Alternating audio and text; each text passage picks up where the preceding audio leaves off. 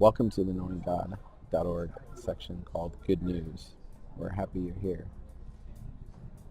There once was a guy who came home from work in a hurry because his friends were coming over and they were all going to go out to eat together. And as he walked in the house, he gave his son a hug and kissed his wife and went into the bedroom to change clothes. And as he was changing, his friends come over and he got into the comfy clothes and he walked out into the living room and they all joked about their days, and so they walked out of the house to go into the van. As he was closing the door and reaching his hand into his pocket, the man realized that there were no keys there. Panic set in, and his friends kind of laughed, "Oh, it'll be okay." After about 4 or 5 minutes in the house, the man realized, "Oh man, I really can't find these keys." And so he called his friends in, and they came in. They looked. 10 to 15 minutes later, they were all kind of worried that they weren't actually going to find the keys. At that point, when all hope seemed lost, his friend yelled from the back porch in a weird corner, "I found him." They were rejoicing at that moment. They were excited that they found the keys, so they went outside, locked the door, and got in the van. That was me. That was my family and my friends. That actually happened. I remember that moment when my friend yelled that he found the keys in the corner. That was an amazing moment. It was a great feeling of relief. But I also remember, and joy, but I also remember that sinking feeling I felt when I didn't have those keys. It was like, man, panic. The great thing is that we know that we have a God who looks for us like keys that are lost, but in a far greater way. And so the good news of this short, true-to-life story, at least for me, and maybe you've experienced the same thing, I'm certain some of you listening have, is that God is looking for us and has always been looking for us, like that set of keys. Jesus told a story about finding lost things too. He told it to a mixed group of people. Some didn't think they were lost, and some knew they had issues in life. Some of them were happy to be with Jesus, listening to him, but some were frustrated by him. Let's look at the setting to the story before we get to the actual story. It began like this. Now all the tax collectors and sinners were coming to hear him, but the Pharisees and experts in the law were complaining. This man welcomes sinners and eats with them. This first group is called tax collectors and sinners.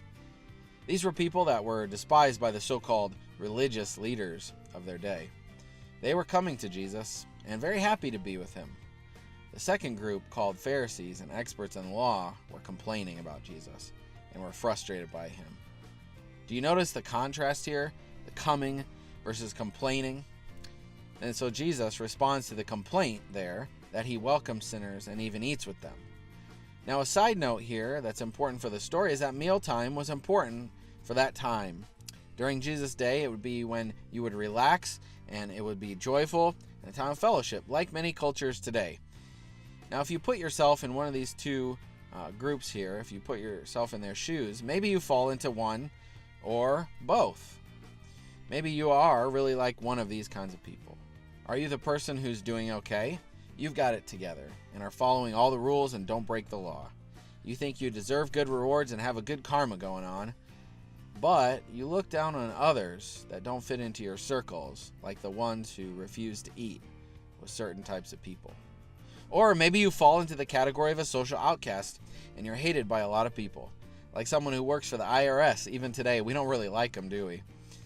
That kind of person, and no, I'm not talking about the IRS employee, knows they're doing something wrong and willingly admits it. Now, Jesus tells a couple of stories to answer the complaint of that second group of people, the complainers, the ones who are upset that he's eating with outcasts and despised people. Jesus told them this parable. Which one of you, if he has 100 sheep and loses one of them, would not leave the 99 in the open pasture and go look for the one that is lost until he finds it? Then, when he has found it, he places it on his shoulders, rejoicing. Returning home, he calls together his friends and neighbors, telling them, "Rejoice with me, because I have found my sheep that was lost." I tell you, in the same way, there will be more joy in heaven over one sinner who repents than over 99 righteous people who have no need to repent. Now, this is a true-to-life story, like the story of the man with the key in the previous video that turned out to be me, in my family's experience. Something here is lost. In this case, it's one of a large number of sheep. But instead of not caring about the one because he has these other 99 sheep, he goes out and looks for that one. That lost sheep really matters to him. And so when he finds it and carries it back, he rejoices alone, and then with his friends too, because he found it, and it's cause for celebration. Interestingly, Jesus says something very important to us at the end of this short story. He speaks directly to the complainers in the introduction when he talks about the 99 who have no need to repent. It seems everyone has done something worthy of apologizing for, haven't we? Something to harm others, even if we didn't know it at the time. It seems as if only 1% of the people realized that they were lost. Now he repeats the same story in different terms, but with the same key parts and the same meaning to emphasize his points. So before we get to the last section, let's rehash a couple of important things that we learned from the previous videos. One, it's a mixed audience listening to Jesus. And so some people in that audience are opposed to him. Someone's angry with him. On the other hand, someone's friendly with him and listening to him and excited to hear what he has to say. Secondly, the message of Jesus is not just intended for those people then. It's supposed to be impactful for us in our lives. He tells it for a timeless audience. And then, I guess in connection to that, third is the fact that when we read this, we're supposed to learn something about God's character and about humanity, about us, as we think about lost and found things. I hope you enjoy the last video. Let's see what Jesus said in conclusion to the set of stories in this section. The second story goes like this. Or what woman, if she has 10 silver coins and loses one of them, does not light a lamp, sweep the house, and search thoroughly until she finds it? Then when she has found it, she calls together her friends and neighbors, saying, "Rejoice with me, for I have found the coin that I lost." In the same way, I tell you, there is joy in the presence of God's angels over one sinner who repents. The same thing happens in the second story with the same point in mind. Something important is lost, and this woman goes to great lengths to find it.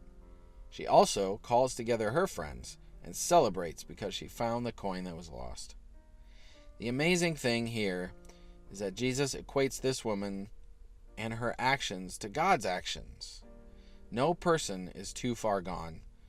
Consider the great love of God for us and the joy he has when he finds us. It's amazing, isn't it? I think a few good things for us to remember then as we finish are as follows. God going to great lengths in his search for us, that's good news.